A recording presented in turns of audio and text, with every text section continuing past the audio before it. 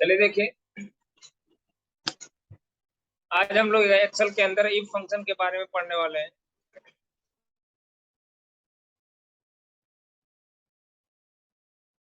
If function, इसी के बारे में हम लोग पढ़ने वाले हैं। अगर हम इफ की बात करें, इफ एक प्रकार का लॉजिकल फंक्शन होता है जिसके अंदर एक कंडीशन आती है।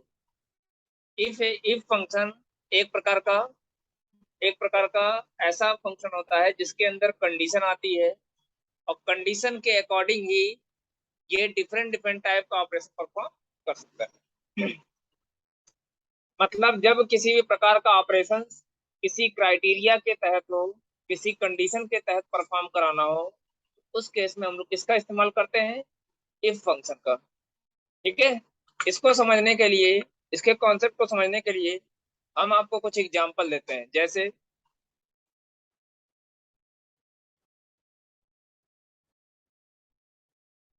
जैसे हमने यहाँ पे लिख दिया 10 इज लेस देन 25। यहाँ पे देखिए, हमने लिख दिया क्या? 10 इज लेस देन 25।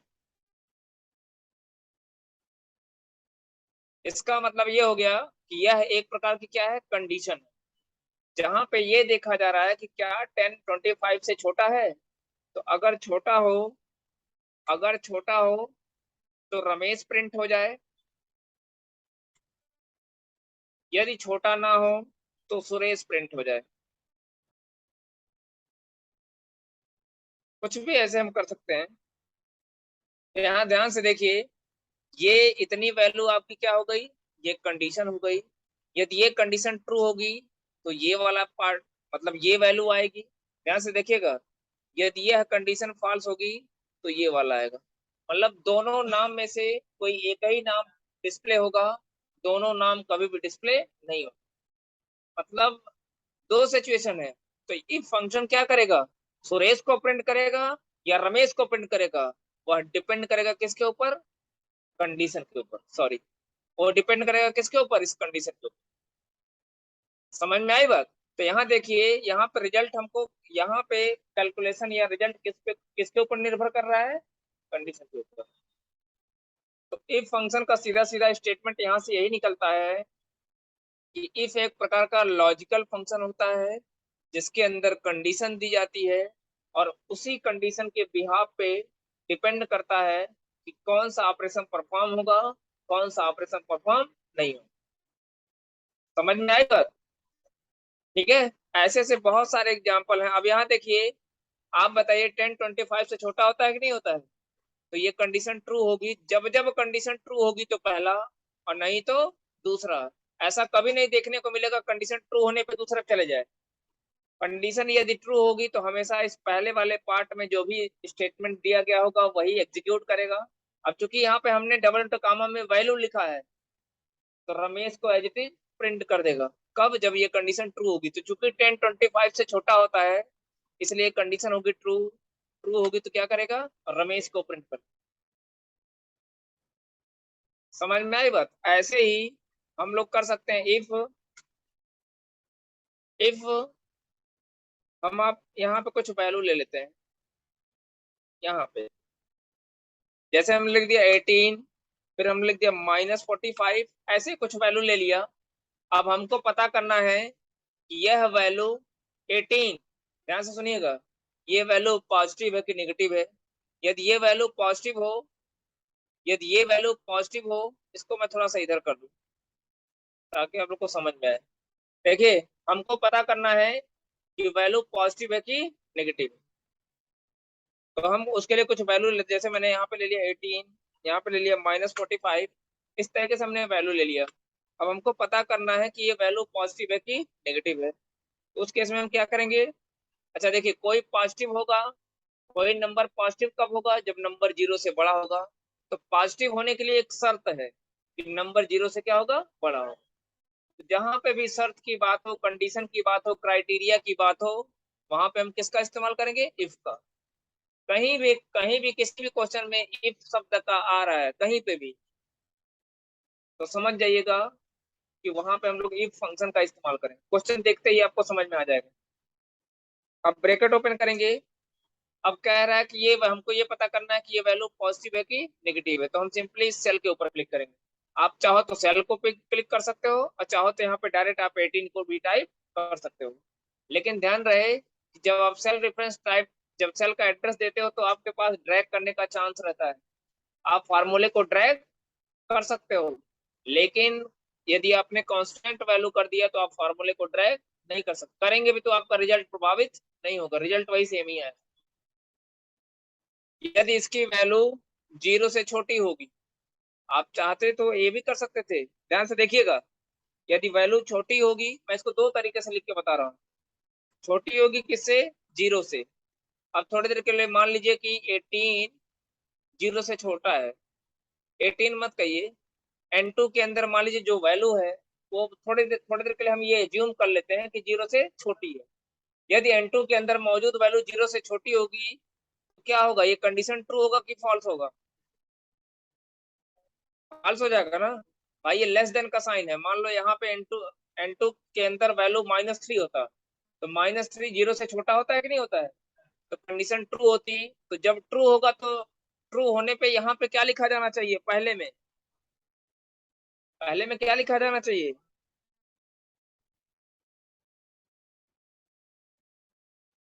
हमको पॉजिटिव नेगेटिव पता करना था ना। हमेशा देखो ट्रू, ये ध्यान देना है। देखो लिखोगे कैसे, पहले ये देखो कंडीशन, पहले एक वैल्यू रख के चेक कर लो। ये कंडीशन ट्रू होगी तो मैंने क्या बताया? पहला। यदि कंडीशन ये फॉल्स होगी तो दूसरा। तो -1 पे कंडीशन ट्रू हो रही है ना, तो क्या यहाँ पे पॉजिटिव हम लिख सकते थे? गलत हो जाता। कॉमा, यदि कंडीशन फॉल्स होगी तो क्या आएगा? पॉजिटिव।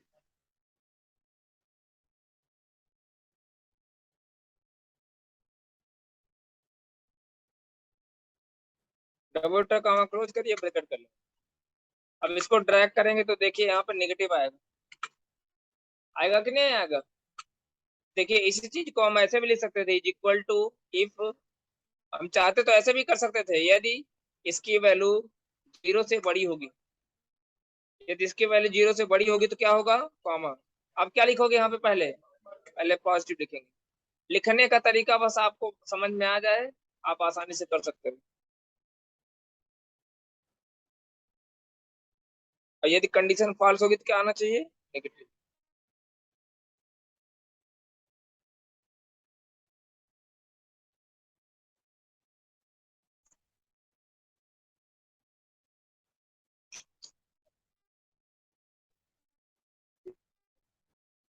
वही सही कर रहा हूँ।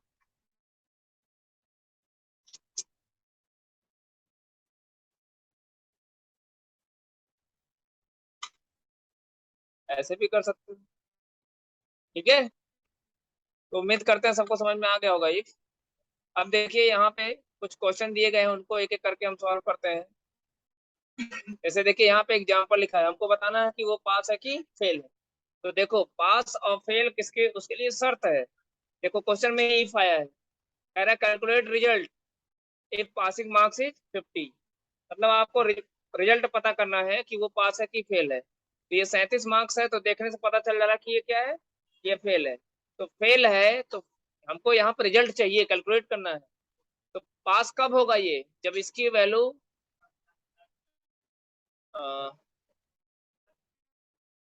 50 होगी या 50 से ज्यादा होगी, दोनों बातें हैं।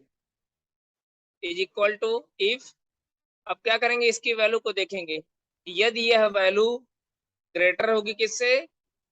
ग्रेटर आर इक्वल होगी किसके? 50 के। दोनों 50 मार्क्स पे पासिंग मार्क्स है, तो 50 पाएगा तो भी तो पास है। कॉमा, यदि B3 की वैल्यू, अब पता नहीं कौन सी वैल्यू है, तो देखने में क्या लग रहा है? 37 है ना? 37 है ना? थोड़ी देर के लिए मान लीजिए ये 68 होता, तो कंडीशन ये ट्रू होती कि नहीं होती? ट्रू होने पे क्या होगा? पास। तो डबल टर कॉमा के अंदर पहली वैल्यू हो गई, कॉमा। दूसरी दूसरी सिचुएशन, या तो पास या तो फेल बताना है। तो यदि यहाँ की वैल्यू B3 की वैल्यू जो कि 37 है, यहाँ पे रख के देखिए क्या 37 50 से बड़ा या बराबर है? तो ना ही बड़ा है ना ही बराबर है, कंडीशन होगी फॉल्स। फॉल्स होगी तो क्या आएगा, ब्रैकेट बंद करिए, इंटर करिए, रिजल्ट। फिर इसको ड्रैग करके हम बाकी कैलकुलेशन कर सकते हैं। ऐसे ही इसको भी कर सकते हैं, इफ अगर मार्क्स किससे कितना होगा, पासिंग मार्क्स कितना 30, तो ग्रेटर आर इक्वल टू कितना होगा 30, तो क्या होगा, पास होगा।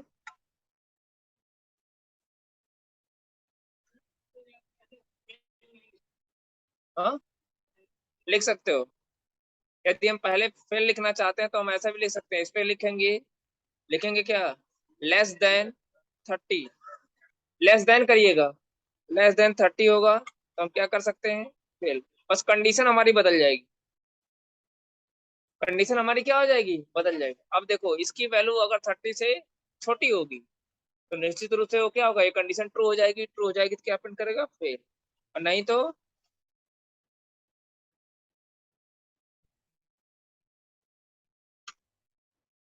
ठीक है। ऐसे आप बाकी कैलकुलेशन भी आप कर सकते हैं।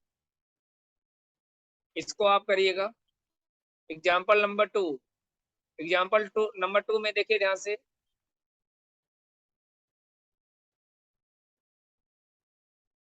यहाँ पे देखिए, calculate result on the following criteria, एक क्वेश्चन है। हमको रिजल्ट कैलकुलेट करना है किसके बिहाफ पे, इस दिए गए क्राइटेरिया के बिहाफ पे। तो यहाँ कंडीशन क्या है, यदि मार्क्स 80 से बड़ा होगा तो फर्स्ट डिवीजन, 50 से बड़ा होगा तो इसको ग्रेटर देन मान के चलिए, इसको हम क्या मान के चलेंगे, ग्रेटर आर इक्वल टू, है ना। ग्रेटर आर इक्वल टू 80 होगा तो first division, greater or equal to 50 होगा तो second division, greater or equal to होगा कितना 30 तो होगा थर्ड डिवीजन, और अगर 30 से कम होगा तो फेल होगा। तो देखिएगा ध्यान से, एक एक कंडीशन को आप एक काम करिएगा, एक बार ट्रू के लिए चेक करिएगा पहले, फिर उसके बाद फॉल्स के लिए चेक करिएगा, ऐसे वैल्यू एज्यूम कर करके। जैसे देखिए यहाँ पे is equal to if function, देखे सब लोग, हमें इस सेल के ऊपर क्लिक करना है, इसी की वैल्यू को देखना है ना। अब क्या करेंगे, यदि इसकी वैल्यू बड़ी या बराबर होगी तो बड़ी या बराबर के लिए क्या, ग्रेटर देन का साइन, ग्रेटर आर इक्वल किसके, 80 के। तो पहले ये मान लो, सुनिए, ऐसे ही आप कोई वैल्यू पहले आप कंडीशन ट्रू कराओ। तो कंडीशन ट्रू कब होगा, जब J3 सेल के अंदर वैल्यू 80 से बड़ी होगी, 80 के बराबर होगी। तो यदि मान लीजिए यहाँ पे कितना है 90 है, तो 90 के केस में कंडीशन ट्रू हो जाएगी नहीं हो जाएगी, क्योंकि जो 90 होता है, यहाँ 90 रखो, पहले ग्रेटर देन देखो, तो ग्रेटर देन है कि नहीं है 80 से, तो एक दोनों में से कोई एक चेक करना है, या तो ग्रेटर हो या तो इक्वल हो। ये कंडीशन ट्रू होगी, तो जब कंडीशन ट्रू होगी तो क्या आना चाहिए, फर्स्ट। तो पहले आप फर्स्ट को लिख दो, लिख दिया, फिर कॉमा। ऐसा देखिए, कॉमा के बाद कंडीशन, कंडीशन कंडीशन के बाद कॉमा, फिर देखिए पहले स्टेटमेंट जब पूरा हो गया फिर उसके बाद कॉमा, ठीक। अब क्या लिखेंगे, फिर से इफ फंक्शन, सॉरी अभी मत लिखो, कॉमा लगाने के बाद आप छोड़ दीजिए। हमने अभी तक क्या किया, इस कंडीशन को देखा, यदि फर्स्ट होगा, सॉरी ये कंडीशन ट्रू होगी तो क्या होगा, फर्स्ट। अब मानेंगे दूसरा केस, यदि ये कंडीशन फॉल्स होगी, अगर J3 की वैल्यू 80 से बड़ी या बराबर नहीं हुई तो क्या इसको प्रिंट करेगा, इस पे नहीं आएगा, तो फिर क्या होगा, तो हम दूसरी शर्त अप्लाई करेंगे। दूसरी शर्त क्या है, जब एक कंडीशन नहीं सेटिस्फाई हुई तो हमारे पास जब चार कंडीशन है, फोर कंडीशन है, तो चारों को बारी बारी चेक करेंगे कि नहीं करेंगे। तो अब दूसरी लिखेंगे, दूसरी कंडीशन, दूसरी कंडीशन क्या है, फिर से इसी पे क्लिक करेंगे। चलो भैया, अगर 80 से बड़ा या बराबर नहीं हुआ तो अब 50 से चेक करेंगे। फिर J3 की वैल्यू 50 से ग्रेटर आर इक्वल होगी तो क्या होगा। अब थोड़ी देर के लिए फिर मान लो ये कंडीशन ट्रू है, तो अगर यदि यदि ये कंडीशन सेटिस्फाई होनी चाहिए तो इसका मतलब ये हो गया कि उसकी वैल्यू 50 से बड़ी या बराबर है, उस केस में क्या आना चाहिए, सेकंड डिवीजन। फिर कॉमा लिखिए, कॉमा टाइप करने के बाद आप मैसेज क्या लिखेंगे, सेकंड, फिर डबल कॉमा क्लोज करिए, फिर कॉमा। अब थोड़ी भी कंडीशन फॉल्स हो गई, क्या सेकंड पे आएगा, नहीं, तो फिर अगले इफ पे, फिर कॉमा इफ, अगली शर्त क्या है, यदि वैल्यू ग्रेटर आर इक्वल होगी किसके, 30 के, ग्रेटर आर इक्वल होगी किसके, 30 के, क्या होगा, थर्ड डिवीजन, ब्रैकेट बंद।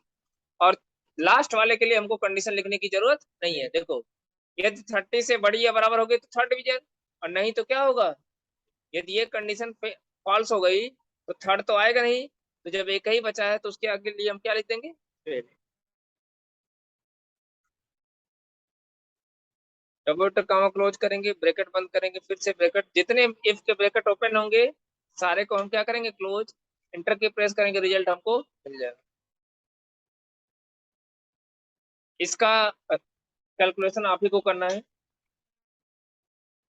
एग्जाम्पल नंबर थर्ड पे आते हैं। यहाँ पे देखिए क्या किया गया है। यहाँ पे ध्यान से देखिए, एक टेबल है, उसके अंदर हमको सैलरी अलॉट करनी है। हमको क्या करनी है, सैलरी अलॉट करनी है, मतलब सैलरी देनी है।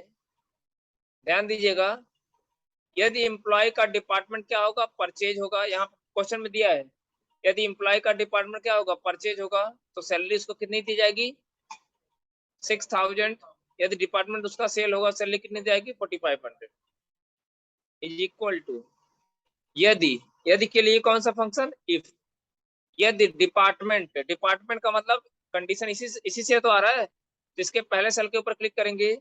यदि इसके अंदर मौजूद वैल्यू क्या होगी, यहाँ देखिए क्वेश्चन में परचेज, तो क्या लिखेंगे, PUR। ये ध्यान रहे स्पेलिंग लिखते वक्त शब्द देख लीजिएगा यहाँ पे कौन सा है, कंडीशन किस पे लगाया गया, लेकिन जब इसको इसकी स्पेलिंग देखना होगा तो इस रेंज में देखिएगा, क्योंकि कंपेरिजन हम किससे कर रहे हैं, इसी सेल की वैल्यू से कर रहे हैं। तो हमने कल एक चीज आपको भी बताया था कि जब टेक्स्ट से कंपेरिजन करना होगा तो सिर्फ इज इक्वल टू का साइन। क्या होगा कि इस B19 में जो मौजूद वैल्यू होगी, जो कि क्या है, परचेज, परचेज को परचेज से कंपेयर कर लिया जाएगा। यदि वैल्यू बराबर मिल गई तो हम इसको, इसका मतलब ये हो गया कि वो एम्प्लॉय किस में है, परचेज डिपार्टमेंट में, तो उसको सैलरी कितना दे देंगे, 6000। और नहीं तो सैलरी कितना दे देंगे, 45। ब्रैकेट बंद करिए, इंटर की पाइए, रिजल्ट मिल जाएगा। इसको भी शिफ्ट के साथ ड्रैग करके हम कैलकुलेशन कर सकते हैं।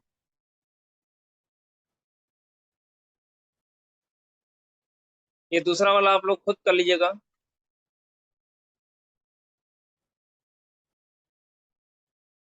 नेक्स्ट एग्जाम्पल पे चलते हैं।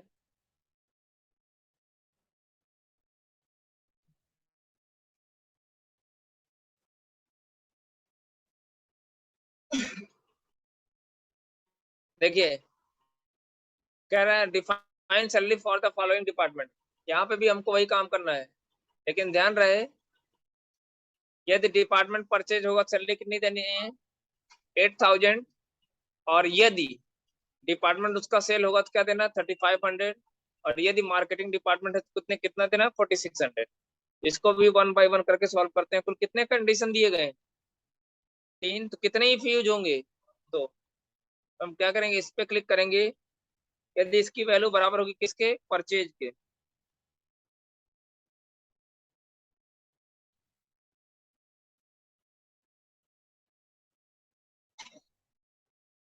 यदि डिपार्टमेंट क्या होगा, परचेज, तो कंडीशन ट्रू होगी, सैलरी क्या देनी है, 8000, कॉमा। फिर दूसरी शर्त, दूसरी शर्त क्या है कि यदि डिपार्टमेंट की वैल्यू बराबर हुई किसके, सेल के।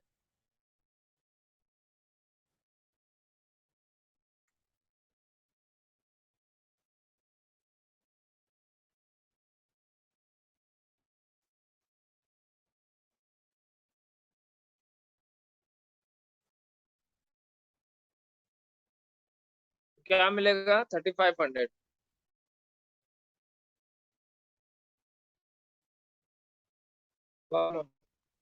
दूसरी लास्ट वाली शर्त के लिए हमको, लास्ट वाले स्टेटमेंट के लिए हमको कंडीशन लगाने की कोई जरूरत नहीं है। कितना होगा जाएगा, 4600। नहीं, लास्ट वाले को हम, लास्ट वाले कंडीशन पे हम कभी भी if नहीं लगाते। इसको भी कंट्रोल सेलेक्ट करके कंट्रोल D प्रेस कर देंगे तो कैलकुलेशन हो जाएगा।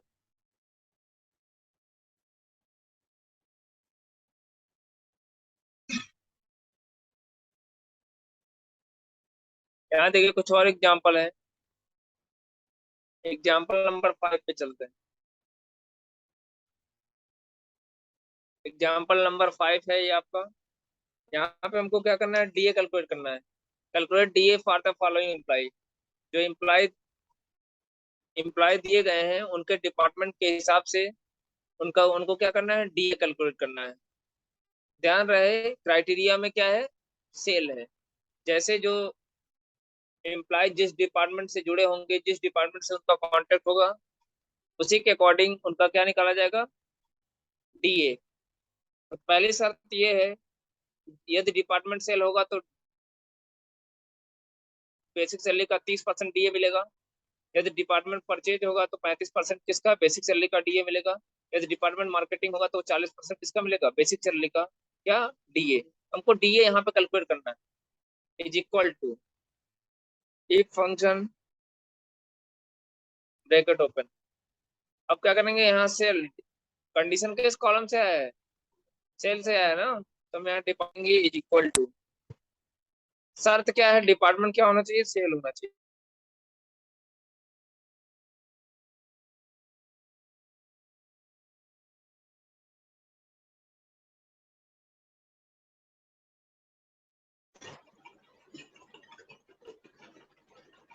डिपार्टमेंट क्या होना चाहिए, सेल होना चाहिए। तो डिपार्टमेंट यदि सेल होगा, यदि डिपार्टमेंट सेल होगा तो क्या आना चाहिए, बेसिक का 30%, बेसिक इंटू क्या कर देंगे 30%।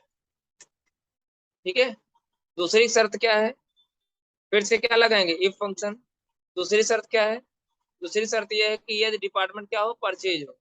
फिर से इसी पे क्लिक करेंगे और इस बार वैल्यू क्या लिख देंगे, डबल टू कॉमा में परचेज, PUR। फिर ब्रैकेट क्या करेंगे, बंद। फिर कॉमा। यदि परचेज होगा तो कितना निकालना है, 25%, 35।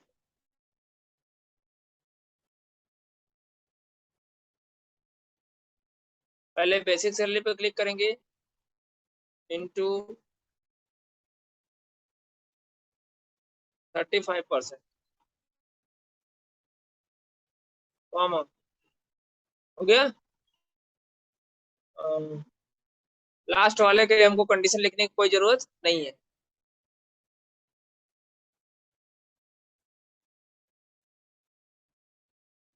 बेसिक का इंटू कितना हो जाएगा, 40%। अब जितने इसके ब्रैकेट ओपन है सबको क्लोज करिए तो आपको इस तरीके से डीए कैलकुलेट होके मिल जाए। अगले एग्जाम्पल की तरफ चलते हैं।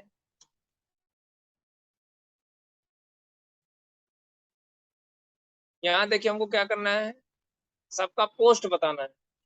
पोस्ट किसके हिसाब से बताना है, सैलरी के बिहाफ। कह रहा है यदि कोई एम्प्लॉय है, ठीक है, जिसकी सैलरी 4000 से कम है या 4000 के बराबर है, तो वो क्या होगा, उसको सुपरवाइजर बनाना है।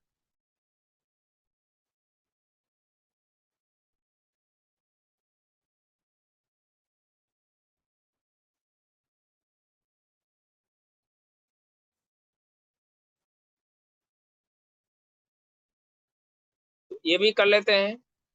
कह रहा है यदि बेसिक सैलरी कितना होगा, 4000 से कम होगा।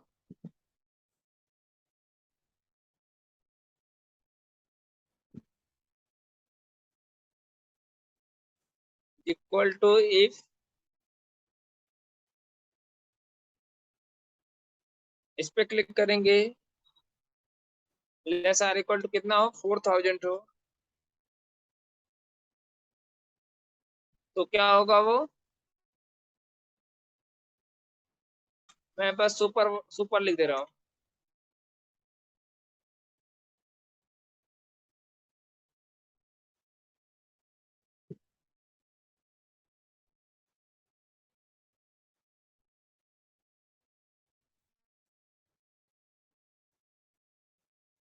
नहीं तो दूसरी शर्त क्या है, यदि 8000 से कम होगी तो कितना होगा, अकाउंटेंट होगा।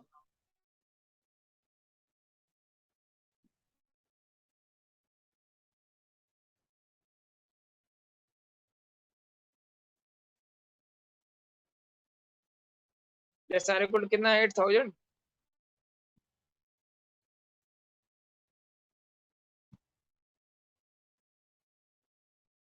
इसी पे क्लिक करेंगे, इनटू,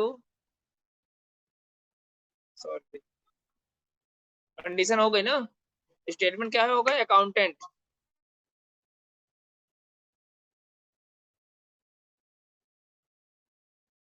ब्रैकेट को बंद करेंगे। तीसरी कंडीशन क्या है, 12,000 से कम है तो क्या होगा, एग्जीक्यूटिव होगा। फिर से ही फंक्शन लगाएंगे और इस सेल पे क्लिक करेंगे। अगर इसकी वैल्यू छोटी या बराबर किसके 12,000 के, तो क्या होगा, एग्जीक्यूटिव होगा। EXCUTIVE हो गया। फिर डॉट कॉमा क्लोज करेंगे, और नहीं तो वो क्या होगा, लास्ट वाले के लिए हमको कंडीशन लिखने की कोई जरूरत नहीं, नहीं तो वो क्या होगा, मैनेजर होगा।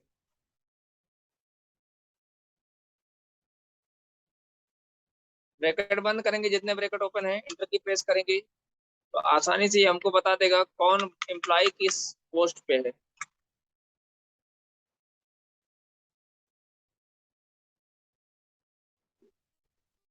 ठीक है, इसमें इतना ही बताते हैं। अब आगे नेक्स्ट लेक्चर में देखा जाएगा।